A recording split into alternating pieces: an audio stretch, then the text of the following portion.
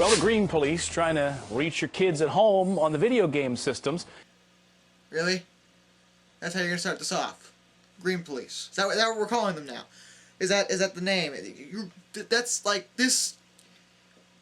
I don't think it's been 5 seconds into this report, and already I'm like, just. Oh my god. In the SimCity Society games, kids have to build environmentally friendly towns or face a fine. That sounds like a good lesson. Yeah, it does. By the way, I just there's one thing I noticed. They're talking about SimCity, right? So you think they should be showing SimCity footage, and I don't know whether they are on the right side of the screen. But if you notice on the left side of the screen, they're showing footage from some first-person shooter game. It looks like Call of Duty. And it looks like purposely violent footage, too, which, yeah, I guess they just couldn't resist, even though for once in their life, they're actually not bitching about violence in video games, but they just had to put that in there. It's I guess it's like mandatory. Maybe it's company policy. But is this promoting education or just a liberal agenda with what they actually have to purchase? Joining us now is radio host and parent TJ McCormick. Nice to see you this morning, TJ. And you, bud. You think a Sims game is pushing a liberal agenda?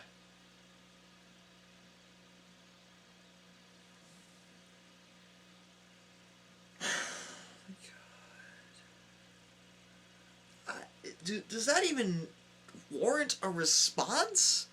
So let's get into some specifics. You know, that sounds like a good lesson to be learned. Be environmentally friendly. We don't want people polluting.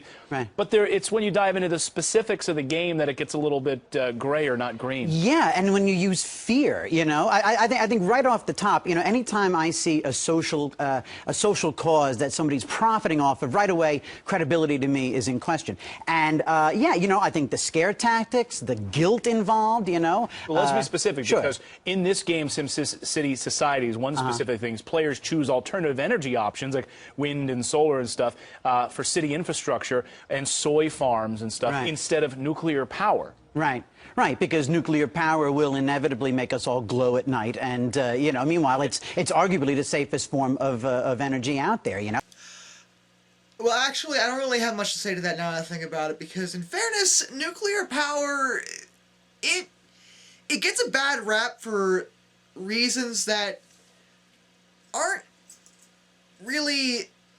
There's like a stereotype behind it where nuclear power is like this, use this really bad thing, and how it's, you know, gonna destroy the planet because it's, you know, nuclear power radiation. But he's right when he says it's actually not as dangerous as, ironically, the media paints it to be. But it's a video game, and it's a Sims game. I mean, what? Okay. Let me put it this way. Even though I personally find the whole global warming thing to be overblown, in my opinion, I would never say that finding ways to exploit stuff like wind power and solar power and hydroelectric and things like that I would never say that those are bad. I don't know how you could. It's, you know, well, actually, I take the other one. There's one out there where you're in charge of the World Environmental Organization, and it's called Fate of the World. Right. So you get here, Timmy. Here, you're 5. Here, play Fate of the World, and we'll all be on your shoulders, son. I've never even heard of that game. For one, for two, what is with this mentality that only young kids play these games? What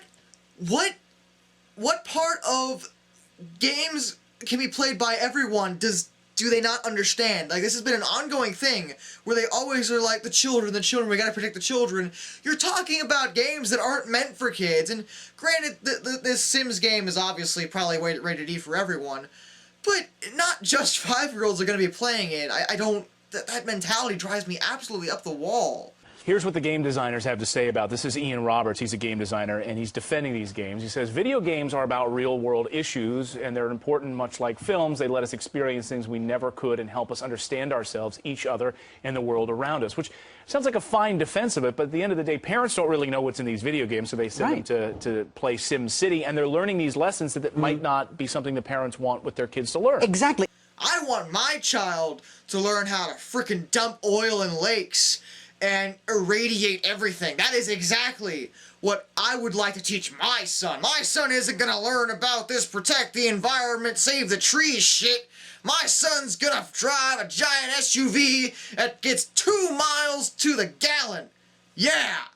And again, I go back to the fear. Here, there's actually one here. It's McDonald's the game. And it tells a kid, listen, hey, there's a whole lot more to the story behind your hamburger. You have to think about deforestation, the slaughter. That's in the word slaughter is right there on the opening page of McDonald's the game, an evil corporation.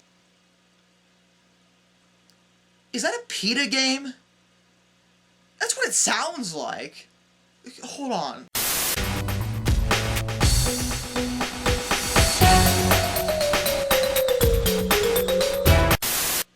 So, it's a free Flash game. There's no attachment to PETA that I can see,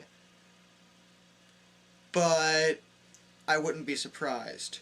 But are people taking this too far and say that this is liberal fear-mongering or indoctrination somehow? You know, that's what some critics on the right are saying about these games. Yeah, yeah, I think so. Because, again, this kind of comes back to a theme, let kids be kids. It's one thing, like where Sesame Street, will teach you not to litter and teach you how to, say hello and please and thank you. And these kinds of things, of course. But, but they do it through nice, charming, fuzzy little puppets. These guys actually have kids freaking out and with sweaty palms worried that they're not going to kill a bunch of virtual, polar bears. For some reason, I feel like the game doesn't work like that at all. Just a thought.